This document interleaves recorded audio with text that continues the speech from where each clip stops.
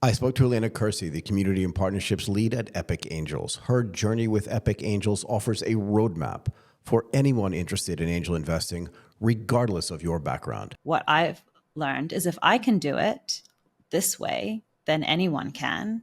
And the qualification is by doing it. It is always daunting, I think, and it was more of an internal struggle for me to make that first investment, to write that first check. I'm just more accepting of the fact that I'm not going to be great at something the first time, and that's okay. But the only way I'm going to become great is by doing it more times and getting better. That's how children are really comfortable with that, I find. Her insights underscore the importance of community, diversification, hands-on learning, and a long-term perspective. For women looking to become angel investors, Elena's story is particularly empowering, illustrating with the right support, commitment, and mindset, success as an angel investor is possible. Hi, this is Michael Waits, and welcome back to the Asia Tech Podcast. Elena Kersey, how are you doing today? Good. I'm doing really good. Thank you so much. And I'm a big fan of this podcast. So yeah, looking forward to this conversation as well. Thank you very much. Before we jump into the main part of the conversation, I do want to spend a lot of time talking about Epic Angels. Let's give the listeners a little bit of your background for some context too. Yeah. So I'm the Community and Partnerships Lead at Epic Angels. I'm also an investor with Epic Angels. I joined Epic Angels at the beginning of 2023. And certainly went 0 to 1 in terms of investing with Epic Angels. It was the first time I ever made a startup investment was through Epic Angels. My background is it's not venture, it's not tech, it's not even finance. It's media, traditional television broadcast media, specifically. Yeah, so I didn't come from any space that was sort of related to startup investing, but I really wanted to learn more about it. I just wanted to, I guess, just become more confident about making financial decisions generally. And I think learning how to evaluate a startup investment is a very steep learning curve towards that ambition. And it helps you in other areas too, you know, whether you own your own business or whether you're running a business, or I think also in deciding what you're going to invest in public markets. I think it's just great financial education for all of those spaces. And I say it many times, I think Epic Angels was one of the most valuable investments that I made in my own sort of personal and professional development. I like it. Can we back up a little bit, if you don't mind? What got you involved in the first place? I mean, I know in Singapore and Malaysia and Southeast Asia, there's a lot of talk, maybe a lot of hype around like investing in startups, but it does feel a little bit clubby in a way, if you know what I mean. So I'm curious, like you're sitting around talking to your family or whatever, talking to your friends, and you're just like, I think I want to be an angel investor, or like, how did that come about? I mean, when I think about like when I was having this conversation with my family, my husband is a entrepreneur. He's built a couple of businesses, so he understood it. I felt like I'd kind of had this passenger side seat to that journey, and I wanted to be more involved. However, I think the more I speak to founders, the more founders that I've heard pitches from, over the last year or so, the more I realize, I'm looking for something specific in a founder, and those are not necessarily traits that I see in myself. So how can I be part of supporting that innovation or supporting, founders solving really important problems without, building a business from scratch myself to do that? Right. Can I ask you this though? What types of traits are you looking for in a founder? And I want to give you an example, actually. I've done, we talked about this before I started recording, but I've done, 2,500, 3,000 recordings in the past like 6 or so years. And I feel like my ability just by having a conversation with someone to evaluate, like, are they going to be a great founder, even if the business they're building is not the right one, but like if they jumped sectors and did something else, I feel like I can tell. Do you feel like that's changed? And what are you looking for? So again, I'm much earlier on this journey than you, so very interested to hear more of your insights as well. But I personally am more interested in supporting female founders, but often female founders in a mixed team. Like I do like to see diversity on founding teams. I also look for founders who have some kind of, spike or some kind of reason why they really, really want to build this business? Is it that they've encountered this problem in their personal life, and so they're really, really committed to the problem? They're obsessed with the problem. Is it because they have built a business before? I must say that founders that have built businesses before, I also kind of index more to.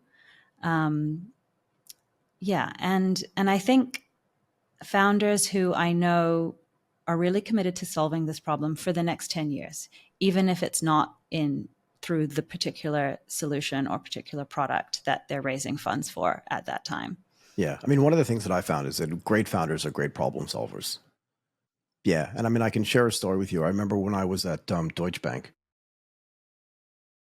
and I asked one of the greatest technologists that was there. He was visiting from New York, and I was in Tokyo at the time.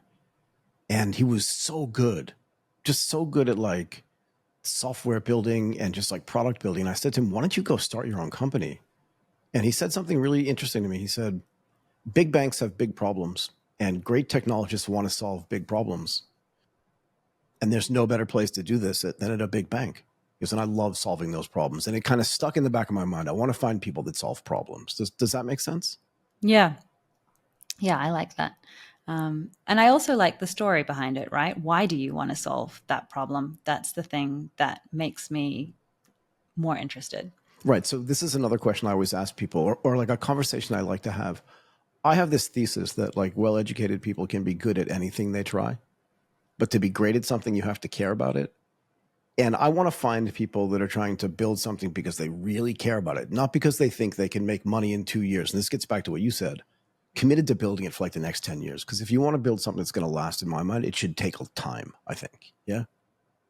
Yeah. And I think, we can see that, right? It always takes twice as long and usually twice as much money to achieve whatever goal it is that you set out to achieve. I think that's just realistic. And I think that's also why I like founders who have built something before, because they know that. They've seen it happen. And I think they're a little bit more resilient to the bumps. Yeah, for sure. For sure. And that resilience is actually really important. Do you feel like there are some specific things that you've learned about investing in general since you joined Epic Angels, right? Since you started taking some of your own capital and putting it into, I'll say, the market, yeah? Where do I begin with this? I've learned so many things. So where can I? Right, where do you start? But it's true. You said Where do before, I the start? learning curve is so steep, right? So I'm just curious, like, what are some of those things? So I think for me, what I'm doing and what I've learned is that it's difficult to pick a winner. So maybe just go for diversity instead. And I invest the same amount in every startup I invest in. And I'm not going to reinvest in any of those businesses at subsequent rounds. I'm not going to mark my own homework, and I'm not going to suggest that, okay, this one I'm going to back to a greater degree in terms of capital than another one, at least in the stage I'm at now, which is, stage one. When it gets to stage two, then I would be looking to make larger investments, maybe in a more focused sector, but I'm not there yet. Do you feel like, as you see new people join Epic Angels, do you feel like they come in with a misconception? Because I definitely did this, and I learned a hard way that like you shouldn't invest a ton of capital in any individual startup. But like if you're putting, do you get the sense that some people come in with this misconception of like, if I don't put in at least 25 or 50 grand, then it's not worth doing? In the sense that like you could put in $5,000 into a company that becomes $1 billion company and make a ton of money. Do you know what I mean? Do you feel like there's a misconception on the way in from people? I do see the misconception, but not necessarily in terms of how much they should put in to begin with. I think the misconception is how many investments they need to make in order to see a return across their portfolio.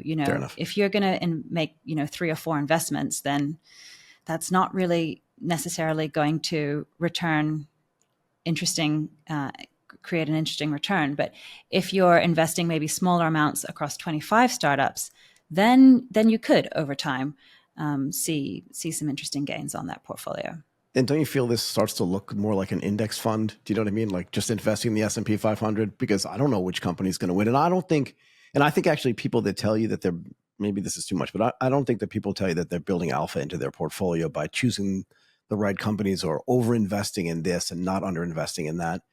I think they're just like every now and then they're lucky. But if over time, if you just invest in the index, which is what you're suggesting in startups, I think you're still going to win. Yeah. I mean, you see the same learning curve often happen when people start investing in the public markets. At first, they try to pick certain stocks and they trade regularly. But what is the saying? Time in market beats time to market every Exactly. time. Yeah, exactly. Yeah. Exactly. You don't want to market time. No one's that smart and nobody has that much excess information. So I don't think you win that way. I want to ask you this too.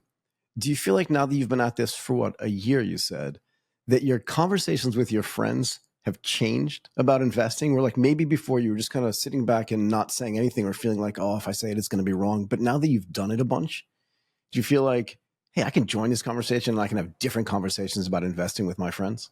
Yeah, I mean, definitely my conversations with my friends have changed, but I think most importantly, my conversations with the other angels have changed. At the beginning, I was really worried about asking a stupid question or sounding not very smart. But I think actually the value of investing together with a large group of women where I think about 60% of Epic Angels are new to investing and 40% are more seasoned investors. But those women who are new to investing, they're not, you know, newbies in business in general. They're executive women who have built and scaled businesses. They just haven't invested in startups before. Their portfolios are in, other things like real estates, public markets. And you learn a lot from women who have a lot of subject matter expertise in a particular area. And I think that's how the conversation changes, because I also notice the conversations I have with other members, we don't use a lot of jargon. It's not about sounding smart. I think you said this on an earlier podcast. I think it was with Sherry Zhang, you can be smart without being, mean or Yeah. rude or Yep. condescending about it. Yep. And I think that's what I see.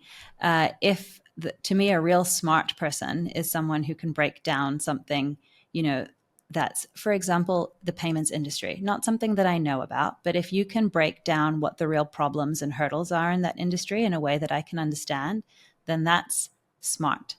And that is where I feel I get the real value and where my conversations have changed. I'm not worried about using certain jargon or asking stupid questions.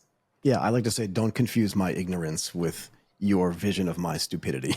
Yeah, exactly. Right. Right.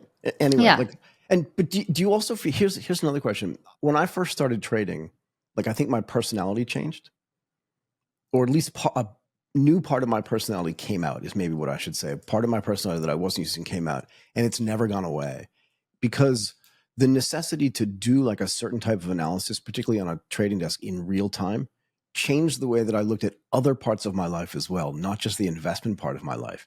Do you know what I mean? So like, even if I went to the supermarket, like just considering like which line I should get in, considering like which type of products I should buy, seemed to be driven by the way my mind was working and the way I had to analyze things.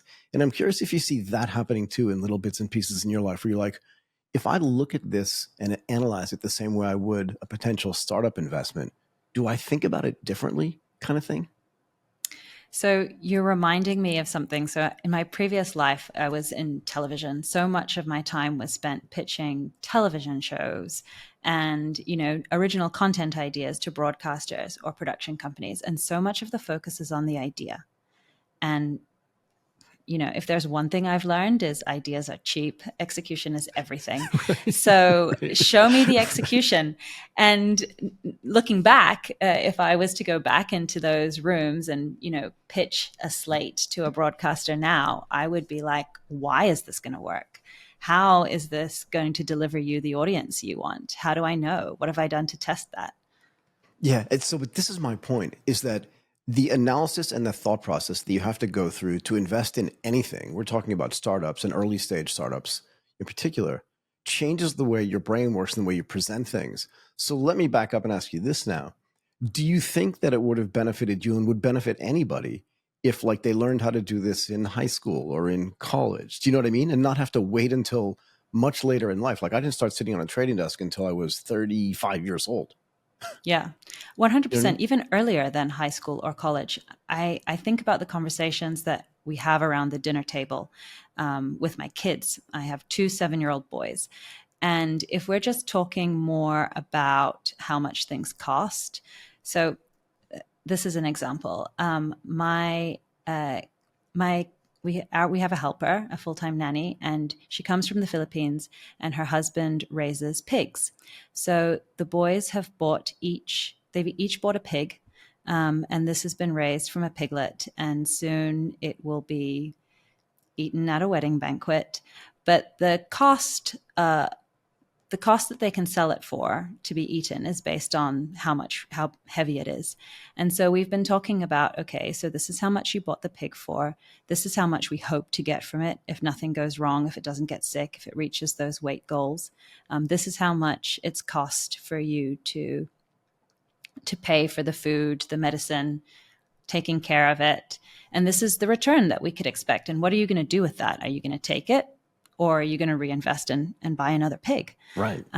Or buy two pigs? Two more. Yeah, whatever it is. Yeah, what are you going to do? And I just think having those conversations with kids at an early stage, those weren't conversations that I ever had around the dinner table. And you can see it also when you talk to business people or founders. You can see the ones who maybe were brought up with an entrepreneurial background. Maybe their parents were business owners.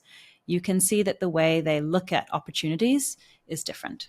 Yeah, and that's the whole point I'm trying to make is that you are now going through this process and have already noticed this feeling of like it's changing the way I'm thinking about it. I'm going to go right down to the 7-year-olds and make sure they get this today so they don't have to wait until they have 7-year-olds to figure out that they need to know this. And at some level, as a 7-year-old or as a 10-year-old, it doesn't matter. You can't really separate like the things you're learning from the things that are fun. You just becomes part of your life. And I think that part of it is actually really important. Yeah. Can I ask you this? So are you at the stage now where you feel like you can go and encourage other people to join Epic, where you have, because, 1 week in, you haven't really gone up that curve as much. But now that you've been in for a year, right, you're head of the community and partnerships. So now do you feel like when you meet other women, you feel really powerful about you should do this too kind of thing? And I'm curious what kind of responses you get from people. I do it all the time. I mean, I pitch Epic Angels to everybody. Well, every woman I meet. I mean, it depends. They're always at different stages. A lot of women, particularly ones who have never invested in startups before, they second guess their own financial understanding, their financial knowledge. They're like, oh wow, that seems really something that only VCs do. I need a certain level of experience in order to do that. In general, I find lots of people feel they need experience or some kind of certification or qualification to get started. But I think what I've learned is if I can do it this way, then anyone can. And the qualification is by doing it. It is always daunting, I think, and it was more of an internal struggle for me to make that first investment, to write that first check. But once you've gone over that hurdle, then you've exercised that muscle. Even if the first investment you made is not necessarily, you might evaluate a startup differently in future. You've learned something. You've got in there. You've done the work. And then I think it's just about continuing to learn, continuing to have conversations with other investors, continuing to do due diligence, even if it's in a startup that you don't think you'd be interested in investing in. I just think it's important to just keep exercising that muscle. So I want to go back to this phrase, and I actually wrote it down. The qualification is by doing it. I think this is actually really important for a lot of potential Epic Angels, but for a lot of potential angel investors to learn. This idea of you have to know what it feels like to have a position in the market because it feels differently, right? You can sit on the sideline, and if your brother was an early investor in, I don't know, Uber, let's say, you can feel happy for your brother. But if that stock starts going down, you don't have the same feeling your brother has. And when it goes up, you can be happy for him. But again, you don't know what that feels like. But even if it's a small investment, $2,000, $1,000 in a company, and you can see it doubling, tripling in value, you know what that feels like, and you have to get comfortable with the risk. This is the other thing I like to ask people that are new to investing. One is, how do you feel about taking risk? And two is, are there other places in your life where you haven't taken risk in the past, but now that you know what it feels like and you're comfortable with it, you can then go back and take risk there as well. Does that make sense? Yes, that's really interesting. I had never thought about that because I am probably naturally quite a risk averse person. Actually, when I was originally a lawyer. That's my first job. I didn't stay in law very long because I figured out pretty early it wasn't for me. I think lawyers in general can be quite risk aware people. So I'm naturally a risk averse person. But yes, I think now I'm just more accepting of the fact that I'm not going to be great at something the first time, and that's okay. But the only way I'm going to become great is by doing it more times and and getting better. That's how children are really comfortable with that. I find children have no problem with not being great at something. They accept that that's how you get better. But something happens when we reach adulthood and we feel like we have to be great to begin with.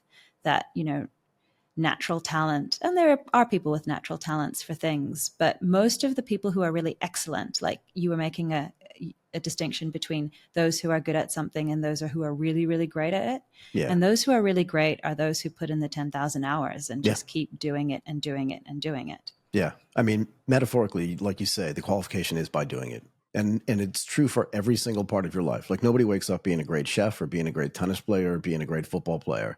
You have to commit to it and you have to do it. And again, you have to know that like the first 50 games you may lose. And that's okay.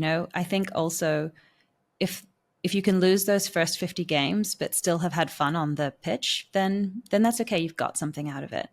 And I think when you're investing in a risky asset class, at least for me, I want to know that there's something else I'm getting out of this. Um, I mean, I hope to make returns. I do genuinely hope to become good at this and build a strong portfolio that generates returns for me sometime in the future. But that's not probably going to be for 7 to 10 years. So it's not a super liquid space. So what else am I getting for it in the meantime? Learning. And I also think, supporting founders who are solving problems that I care about, even as you mentioned, this particular startup doesn't work out. If those teams then go on to build something that does make a real impact, I've been part of that tailwind, and that's exciting for me. Yeah. I mean, I wish I had had an Epic Angel group when I first started angel investing because I did it all wrong. But I will say this. I spent way too much money investing in too few companies, and I learned really early on. I was like, "Oh, that didn't work," but that was really painful. It didn't have to be that painful. And I think there's a male mentality that says if you don't do something at size, then it says something about your own success already. If you know what I mean, like you can't put 100 grand into this. Why? You don't have enough money, kind of thing. So I kind of got tricked into that, but I now look back on it as a massive learning opportunity, and I consider it tuition. Like that's the way I just look at it. I paid tuition to learn the hard way, but you shouldn't have to do that, and the people that work with you should definitely not have to do that for Yeah, and sure. I think, starting small also helps because if I look at, so I've only made 3 investments so far with Epic Angels. So I've got a while to go to build this, portfolio. I think I need 2025 in order to see um, real returns. Um, but, that's the cost of my learning at this stage. Yeah.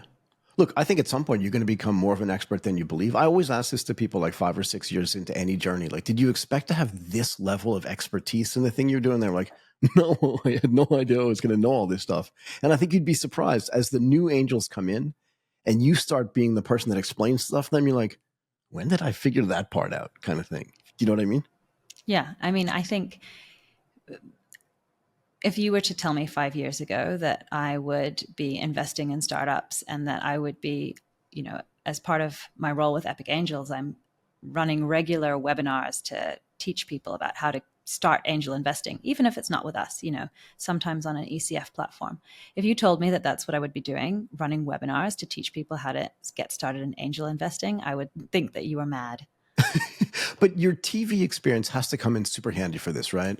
I mean, I don't know exactly what role you had in TV, but if you were just around the production, the ideation, you said you did the pitching, like there's not that big a difference. It's like the surface is different and the outcome may be different, but the process is not that different, actually, right? You have an idea, you execute that idea, you pitch that idea to somebody, you understand the idea, you iterate the idea. Like, all of this sounds familiar in the context of Angel.